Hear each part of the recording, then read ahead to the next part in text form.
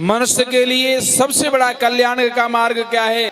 सबसे बड़ा कल्याण का मार्ग है भगवान के चरणों में प्रीति होना, भगवान के चरणों में प्रेम होना।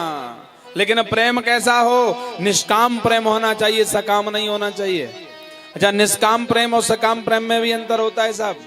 सकाम किसे कहते हैं? सकाम प्रेम कहते हैं मांगने वाली भक्ति को। और निष्काम प्रेम कैसे कहते हैं? निष्काम प्रेम में मांगा नहीं जाता। लेकिन आजकल हम भक्ति तो करते हैं, लेकिन सकाम भक्ति करते हैं। हम मांगने वाली भक्ति करते हैं। कैसी भक्ति करते हैं? मांगने वाली।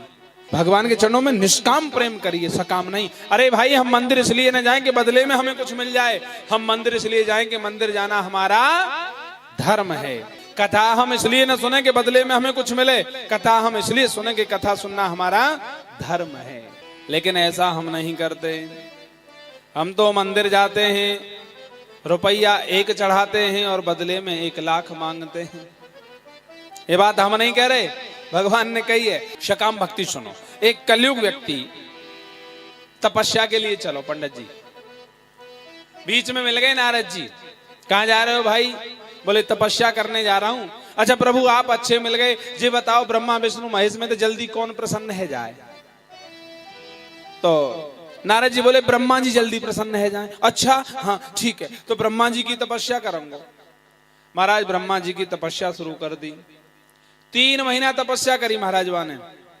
ब्रह्मा जी प्रसन्न, बोले हे वत्स वरदान मांगो, हम तुम्हारी भक्ति से प्रसन्न हैं। भक्त ने कहा कौन है आप? बोले हम ब्रह्मा। भक्त ने नेत्र खोले, बोले प्रभु प्रणाम, आपकी भक्ति चाहिए और क्या चाहिए? बोले नहीं नहीं, आपने 3 महीना तपस्या की है और हम वरदान देना जानते हैं, हम विधाता हैं। 3 महीना तपस्या की है तो तुम 3 ही वरदान मांगो। आओ ब्रह्मा जी, का मालूम है कि भगत जी कलयुग ही है। अच्छा 3 मांगू? बोले हाँ। बोले पहलो वरदान जी दे दो हमारा घर बन जाए। ठीक है भैया। दूसरो वरदान जी दे दो हमारा ब्याह है जाए। ठीक है भैया। बोले तीसरो वरदान दे दो, जब चाहूं 3 वरदान और मांग लो। ठीक है। ब्रह्मा जी कह के चले गए। सुंदर घर बन गया है, सुंदर पत्नी आ गई। अब एक दिन ऐसी वर्षा है गई जैसे अबहरी का है। हाँ, और ये तो अच्छी बात है, यज्ञ में वर्षा आनी भी चाहिए, चिंता करने की बात नहीं है क्या नहीं? हाँ, तो वर्षा आई। अब जैसे ही वर्षा आई तो उसके घर पर जो टेंट पेंट हुआ था सब धुलने लगा। उसने आवाज लगाई, हे ब्रह्मा जी। ब्रह्मा जी आए गए। बोले हाँ भैया। बोले पहलो वरदान दे दो कि बारिश बंद है जाए। बोले ठीक है। बोले दूसरो वरदान जी दे दो हमारे घर पे कबो बारिश ही न गिरे। ठीक है। बोले तीसरो वरदान जी ये दे दो, जब चाहूं 3 वरदान और मांग लो। अब तो महाराज सर्दी जुकाम है जाए तो क्या जरूरत है डॉक्टर के पास जावे कि आओ ब्रह्मा। हाँ, बात बात पे ब्रह्मा जी को बुलावे। ब्रह्मा जी परेशान है गए। और ब्रह्मा जी ने कहा कुछ में हूं ना, तुम जो कहते ऐसे नहीं बुला रहे हैं तो मैं 3 महीना तपस्या करिए तुम्हारी। ब्रह्मा जी दौड़े दौड़े भगवान के पास गए। बोले प्रभु, बोले हाँ 3 महीना तपस्या क्या कर ली, मुझे अपना नौकर बना लिया। बात बात पे बुलाता है। भगवान बोले ये कलयुग के भगत इनते बच के रही हो, चढ़ाएंगे 1 रुपया बदले मांगे 1 लाख। हाँ, फलऊ चढ़ा में तो ऐसो चढ़ा में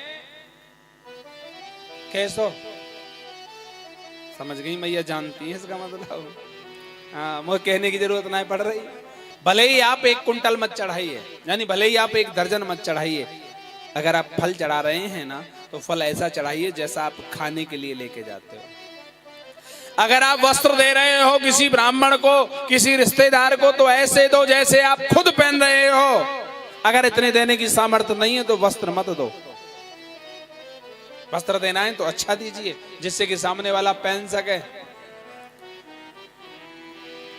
कम से कम पहनेगा तो उसके काम तो आएगा। अब आपने दे दिया, वो ले जाके बक्सा में डाल दे हुआ है।